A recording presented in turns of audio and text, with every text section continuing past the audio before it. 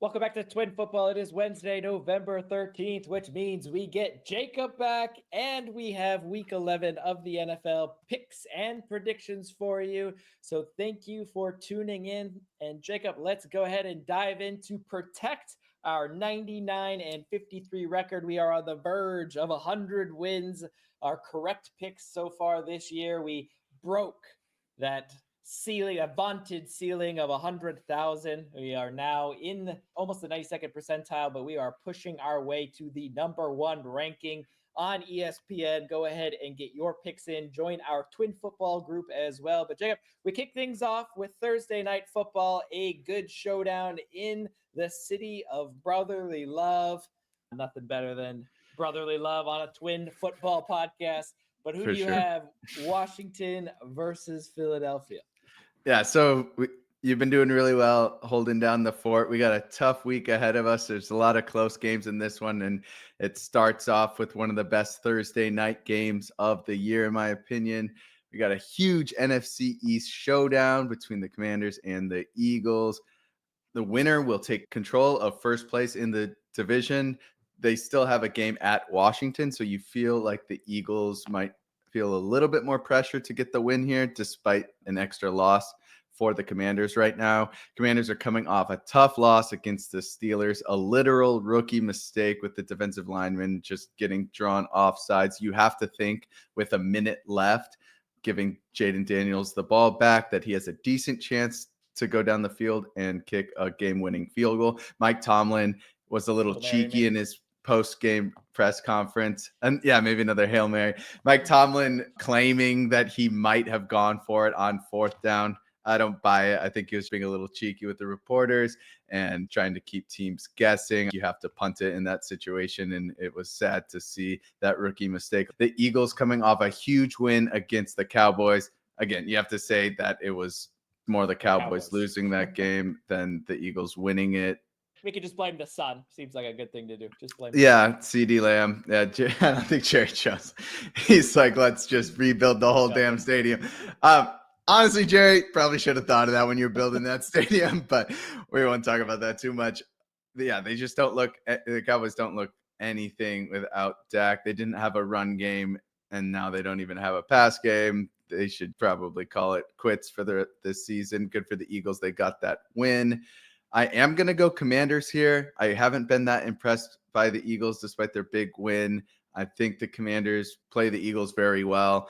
I actually picked them to split the series going into this season. I think the Commanders might sweep the Eagles, though, and I think they start with a win in Philadelphia this Thursday. Ooh, what a win it will be. And the Bears would probably say the same, despite this one being at home. 3 points last week against New England. Even if you fire your OC, I don't think any type of head coach bounce. We know we love that managerial bounce, that head coach bounce here on Twin Football. I don't think that's going to save them when your quarterback gets sacked 9 times, your offense stutters, you can't get the run game going, your pass game is in and out in terms of the play calling as well as drop passes and routes being run. Your wide receivers are given up. A couple weeks ago, we saw DJ Moore just give up on a play. There's a lot to be sorted out there in Chicago. You look on the flip side of that with Green Bay and how well they've been run over the last, 10, 15, 20 years. I see nothing but a Packers win at Soldier Field. Hey, if the Patriots can do it, I think the Packers can do it this week. Yeah, tough time to be a Bears fan. Caleb Williams, I regret reading that poem. You've done nothing but disappoint since that day, and you really got to turn around, man. It's just not going well. I get it. The Bears can't produce any kind of good quarterback play, but at some point you got to look inward, and Caleb's just not playing good football right now. I like Packers as well. Yeah, maybe he's just waiting for you to come back. You've been gone 3 weeks. He's lost Yeah, three every in a time row. I Maybe, talk crap on him, he yeah, starts to play well. he's Yeah. waiting for you. Next up, We got a cat showdown. We got the Jaguars taking on the Lions. The Jaguars coming off a loss to the Vikings where they picked off Sam Darnold 3 times, but it still wasn't enough despite the Vikings not being able to score a touchdown in the game. They won it with 4 field goals. Shout out to John Parker Romo with his best Adam Vinatieri impression. Honestly, they could have picked Darnold off probably a few more times, and I don't think Mac Jones is able to win that game. The Trevor Lawrence shoulder injury is really hurting this team. There's reports that it might be through the rest of the season. It'll definitely sideline him for this one. Lions are coming off a huge comeback win against the Texans in another game with lots of interceptions. Jared Goff threw 5 of them. He still had a higher QBR than Mac Jones in the game, though. The Lions defense has been awesome, even with the loss of their talisman, Aiden Hutchinson. Other than the Chiefs, this Lions team might have the best playbook in the NFL. They're so much fun to watch. I got nothing but Lions here. Even if Trevor Lawrence is playing, I'm picking Lions. And without him, I don't think it'll be much of a contest. Yeah, Lions plus 50. Yeah, out of the 133 picks that we have made here on Twin Football, this is probably the most lopsided starting line at 99% with minus 1,000 odds here on the Lions to get the win. Vikings are probably going to be heavily favored themselves in this one by the time it gets kicked off here in Tennessee. Sam Darnold, is he turning into a pumpkin?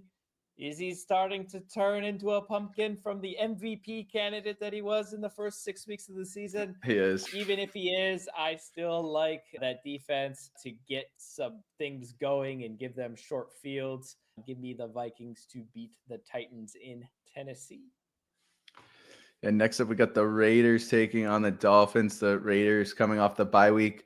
Before that, they got torched by the Bengals. The bye week, though, will have given them a lot of time to think about how they proceed with tanking the rest of the season. Gardner Minshew is back under center. We'll see how long that lasts. Luckily, the head coach has 2 other third strings to pick from if he wants to switch that out. Dolphins are coming off a solid win against the Rams, the first win since Tua has returned from that concussion. The defense played super well to limit a good Rams offense. They still don't look the same offensively. Tyreek and Waddle and Tua don't look the same as they did last year, but you have to think that they continue to get better as Tua shakes off the rust and that brain fog. They'll have to win almost all of their remaining games if they want to have a chance in the playoffs. They could maybe lose 1 or 2 of them. You have to think that this is a must win against a bad Raiders team. Dolphins like playing at home. I like Dolphins here. Yeah, it's not going to help his fogginess if he's going to throw an interception and then try to make some tackles with his face mask. Yeah, I saw that. The sidelines. Definitely a crazy matchup when you look at these two teams only separated by 1 game in the win column. But I think a lot of people will feel heavily that the Dolphins are a superior team. I would agree. Dolphins get the win there. The Rams are going to be looking to bounce back from that Dolphins loss as they take on the New England Patriots in Foxborough.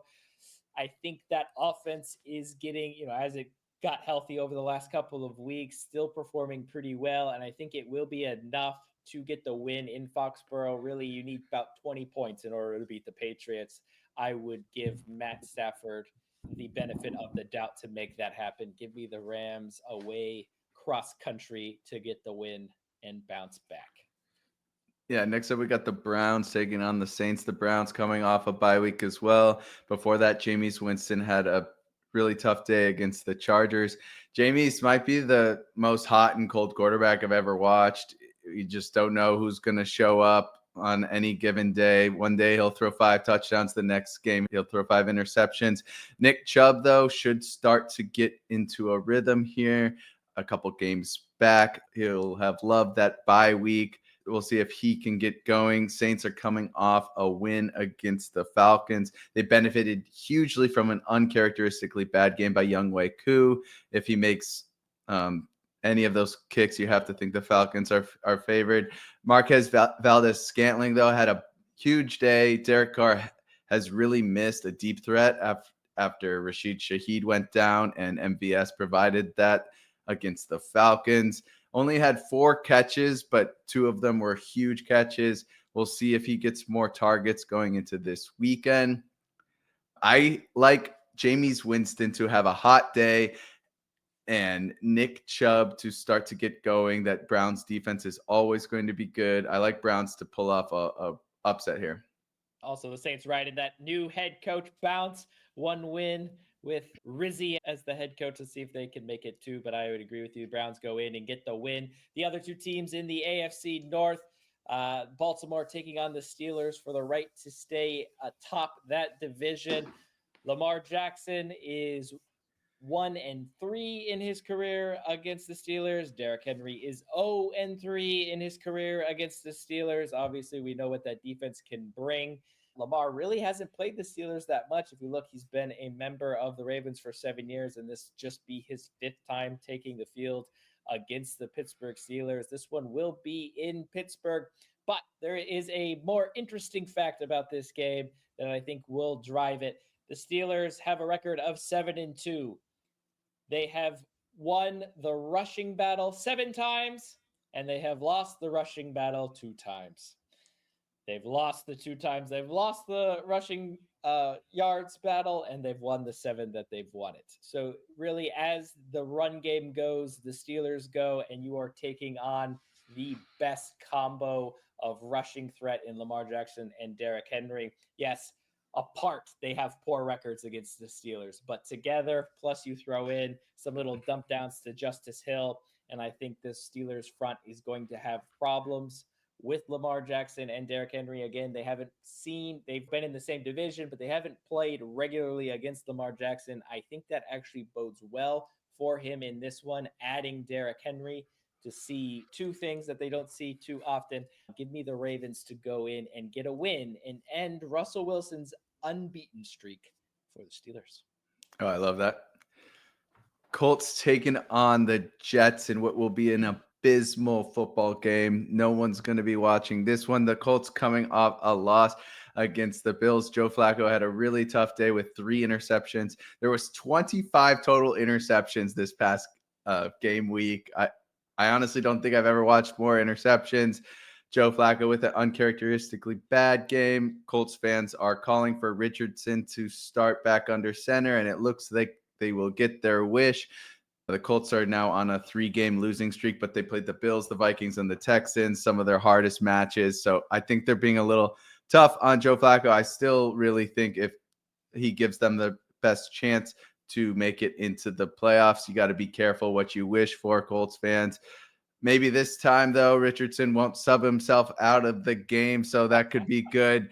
Yeah, we've talked about this a lot, but I don't blame the head coach to want to play his rookie. I know it's his second year, but he didn't play much his rookie year. His rookie quarterback to see if he can get going. I don't think it does the team very good to just back and forth bench quarterbacks. And I think you got to just make a decision and stick with it. I don't see this going very well, but who knows? Joe Flacco's obviously very old. They're not going to keep him for a long time. So maybe the last few games get Richardson in, but they still have a chance at the playoffs. And I think Joe Flacco has the best chance of getting them there. So I would play Joe, but again, you can't blame him. Jets coming off another devastating loss, perhaps the most devastating loss of the season. Devastating. Yeah, after beating a good Texans team, you thought maybe they're finally starting to figure out turning a corner, and then they just get stomped by Kyler Murray. Luckily, they are in the AFC and still somehow only 2 games back from that last wild card spot. So, Aaron Rodgers is going to be preaching that in the locker room. They're trying to hang on to any hope. I can't believe I'm about to say this after we've picked the Jets, I think 6 games in a row, and they've won 1 of them. So you think maybe stop picking the Jets, but I believe in the Colts with Anthony Richardson even less than I believe in the Jets, and the Jets are at home. I'm going Jets again. I can't believe I'm saying it, but I'm going Jets. Jets, Jets, get the No, win. Hey, we're with 62% of the other people. They're even favored by the sports books. There you go. The Jets to go to 4-7 as they try to tackle, like you mentioned, they're trying to get that wild card spot, which is currently held by, yes, the Denver Broncos. Bo Nix and the Broncos will host the Atlanta Falcons after that devastating blocked field goal to beat the undefeated Chiefs. Of course, it was going to Oh happen. my gosh. Just like you They got watch that some of the plot armor, dude. it just was going to happen. And they take on a Falcons team who, we've been preaching all year that the Falcons defense, those corners and that secondary are very good at keeping the ball in front of them and not allowing these chunk plays. They will let up yardage, but they really like to keep everything in front of them and force some field goals. That was not the case last week. Like you mentioned, MVS going all over the place down the field. They're going to look to bounce back, but against a stingy Denver Broncos defense at Mile High after that loss to Kansas City, Bo Nix and Sean Payton seem to be doing better and better together every single week. Sean Payton is giving the playbook to him that fits his play style, makes him comfortable early in games. That defense is able to go after the quarterback, get some good field position for them. I think that continues. I think the Atlanta Falcons defense will give up these yardage plays, and the Broncos will be able to turn those into touchdowns after long drives, eating up the clock. Give me the Broncos to keep hold of that wild card and get a win at home. I like it. Next up, we got the Seahawks taking on the 49ers in a huge NFC West showdown. The Niners were able to win in Seattle, and now they're going to have to defend home field. Seahawks coming off the bye week after starting 3-0. They've only won one of their last 6 games. They're last place in the division, but it's only 2 games back. It's been a weird division. DK Sounds like my Metcalf. fantasy team. Right. DK Metcalf returned to practice this week and should suit up on Sunday. We'll see how many snaps he gets. Either way, it's huge for the Seahawks. 49ers are coming off a big win against the Buccaneers. Jake Moody had a really rough kicking day, but he clutched up on the last kick. Almost missed it, but he got it, and they won the game. He came back from a high ankle sprain, so hopefully that was just rust. If he has another game like that, you have to think that Niners need to think about other kicking options. He's cost them in one too many games, and it luckily he didn't the other day, but it wasn't looking good. Christian McCaffrey back in the offense completely changes it. You could just see it on Brock Purdy's face. He just looks so much more relaxed to have a safety blanket. Just dump it off to CMC. If you can't find anything, let him do what he does. He didn't find the end zone, but he had a great game. Ricky Pearsall did find the end zone, a huge touchdown after recovering from that bullet to the chest. It's good to see him back and playing. I think the Niners really start to turn a corner and look like they did last year. Again, just Christian McCaffrey changes this team, and I like Niners to win this. Yeah, similar pattern to last year as well. After that 3-game skid early on or towards the middle of last year, they put Right. a run together to get them near the top of the NFC standings. They'll look to do the same. The top of the AFC standings is the Kansas City Chiefs after staying perfect with that win at home. Now travel to Buffalo. Josh Allen is 3-1 against Patrick Mahomes in the regular season. 0-3 in the playoffs, obviously, is the story.